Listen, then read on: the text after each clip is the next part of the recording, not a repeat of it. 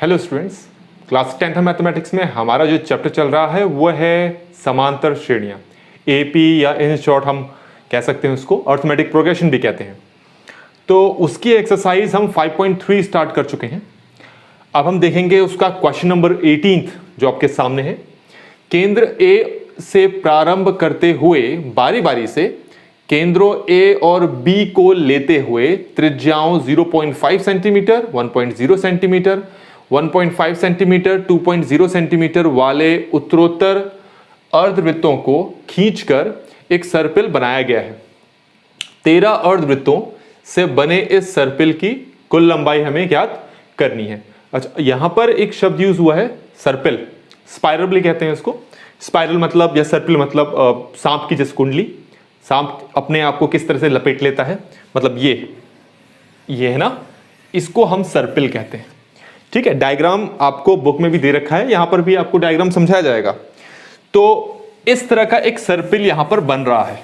ठीक है, हाँ, तो डायग्राम को जरा समझते हैं। क्या कहा है, ये मान लेते हैं केंद्र ए, ठीक है, और इस ए केंद्र को लेते हुए हमने एक अर्धवृत्त बनाया, ये मान लिया हमने यहां पर बी। तो ये हमारे पास एक अर्धवृत्त बन गया। ठीक है, और इस अर्धवृत्त का केंद्र है ए। डायग्राम थोड़ा सा सही बना लेते हैं इसको, इसका ये, ठीक है, ये हमारे पास एक अर्धवृत्त है जिसका केंद्र है ए, और ये ए भी इसकी क्या हो गई है, त्रिज्या। कितना दे रखा है त्रिज्या, 0.5 सेंटीमीटर। ये 0.5 सेंटीमीटर है आपका। ठीक है, तो ये एक अर्धवृत्त हमने बना लिया। अब हम बनाएंगे अगला अर्धवृत्त जिसका केंद्र कौन बनेगा, बी। तो अब हम अगला अर्धवृत्त बनाते हैं। ये हमारे पास अगला अर्धवृत्त बन गया है, और इस अर्धवृत्त का जो केंद्र है बी और त्रिज्या कितनी हो गई है, ये मान लेते हैं सी। तो त्रिज्या हो गई है आपकी BC। ठीक है, ये हमारे पास एक अगला अर्धवृत्त बन जाता है। अब हमें क्या करना है, हमें एक और अर्धवृत्त बनाना है, और इसको अगर मैं D मान लूं तो वो जो अगला अर्धवृत्त होगा उसकी त्रिज्या ये होगी, या फिर ये कह सकते हो, इसको E मान लेते हैं।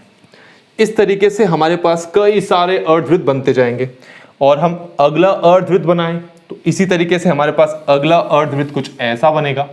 तो ये बनता जाएगा। तो क्वेश्चन के हिसाब से यहां पर इस तरीके के कुल 13 अर्धवृत्त बनाए जाएंगे। अभी हमने कितने बनाए हैं, एक, ये दूसरा, ये तीसरा, ये चौथा, इस तरीके से हमें कुल 13 अर्धवृत्त बनाने हैं, और उन 13 के 13 अर्धवृत्तों की हमें लंबाई ज्ञात करती है। सेमी सर्कल भी कहते हैं इसको।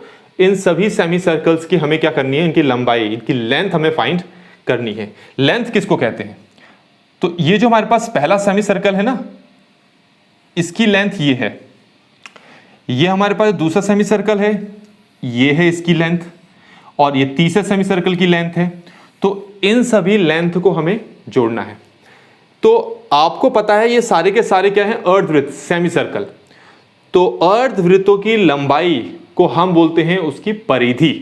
तो यहां पर हमें एक चीज ध्यान रखनी है कि अर्धवृत्त की परिधि का फॉर्मूला होता क्या है, अर्धवृत्त की परिधि, ठीक है, ये होता है हमारे पास पाई r।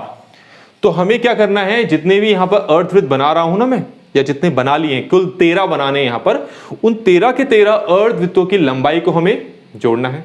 मतलब इसको जोड़ना है इसके साथ, फिर इसको भी जोड़ना है, इसको भी जोड़ना है, ऐसे करते करते हमें कुल 13 अर्धवृत्तों की लंबाई को जोड़ना है।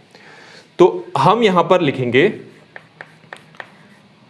सर्पिल की कुल लंबाई, है ना। तो आपको पता है यहां पर जो सर्पिल आपके पास बना है, ये सर्पिल 13 अर्धवृत्तों से मिलकर बना है। तो 13 अर्धवृत्तों की परिधि को जोड़ने पर क्या बनता है आपके पास, सर्पिल की कुल लंबाई।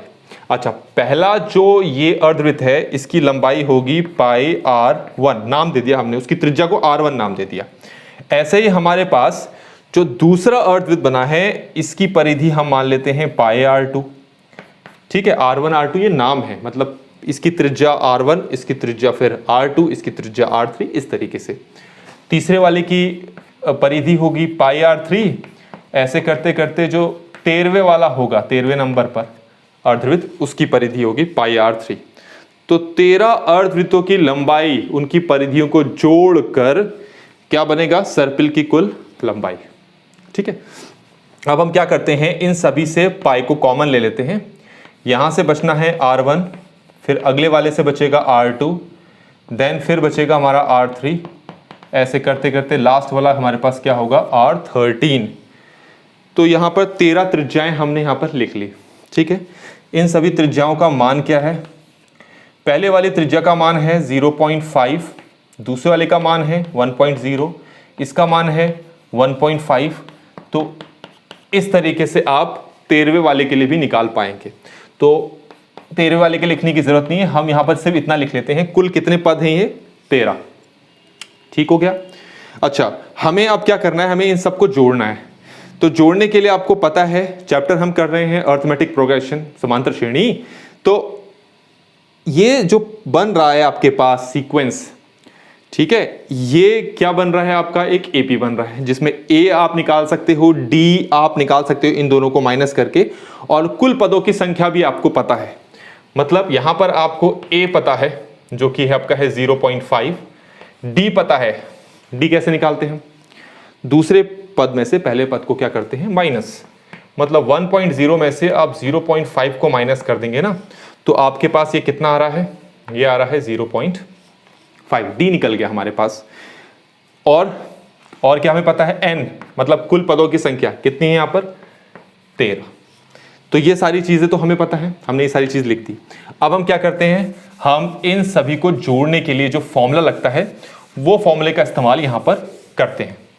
ठीक है, तो पाई, ये कुल कितने पद हैं, 13। तो अगले स्टेप में मैं लिखूंगा इनकी जगह पाई S13।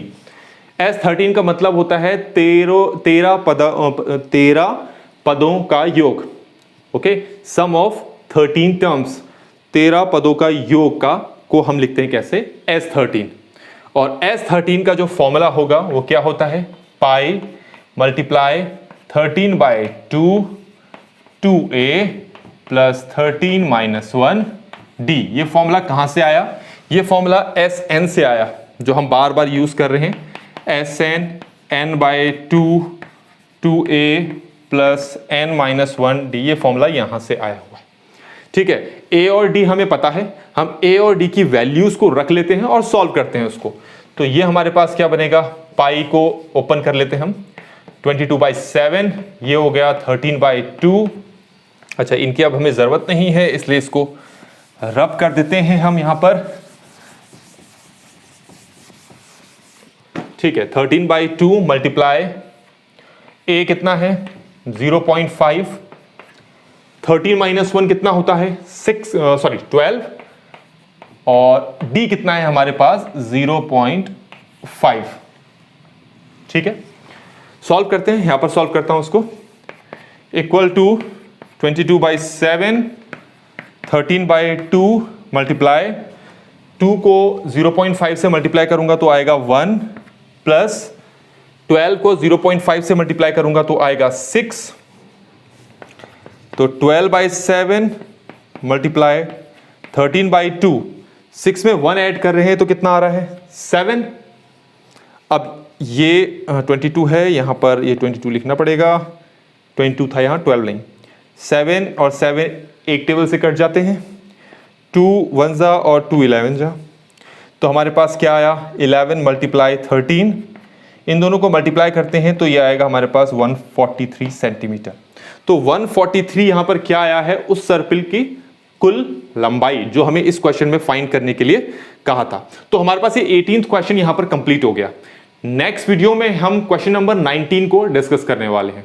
वीडियो आपको अच्छी लगी हो तो लाइक जरूर करें, सब्सक्राइब करें इस चैनल को, और जिसको ज़रूरत है उसको शेयर ज़रूर करें। Thank you so much.